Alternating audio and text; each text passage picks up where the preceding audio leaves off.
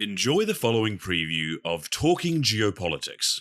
For the full episode and much more, go to geopoliticalfutures.com/podcast and click subscribe.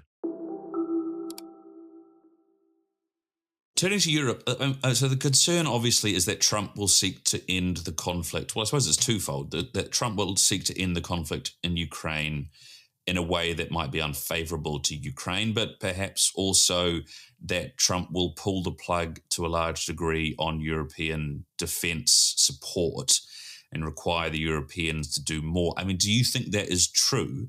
And if so, do you think that is reasonable? Absolutely. And is a pressure in the United States among the public changing the relationship. So when we look at Europe, we see a country that the European Union has a GDP just under the American GDP. When we began the relationship, Europe was shattered. It was under attack by potentially the Russians and so on. It could not defend itself. The United States took the responsibility for doing so. This is not your daddy's Europe. This is a wealthy country that prefers not to defend itself, and the Americans say lays off the responsibility to the United States. Taking the Ukrainian question, the president has said it is a European problem. It's an issue for the United States. It's a disaster for Europe if the Russians pass through Ukraine onto the European plain. So the fact that they must deal with it has been handled by expecting the Americans to deal with it. The Europeans are still asking when the Americans will do what has to be done.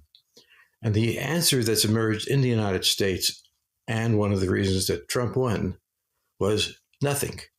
You do it. We can be there helping you, but we will not be the main combatant. If you want to protect Europe, protect Europe. And this is a crucial thing. It resonates well in the United States.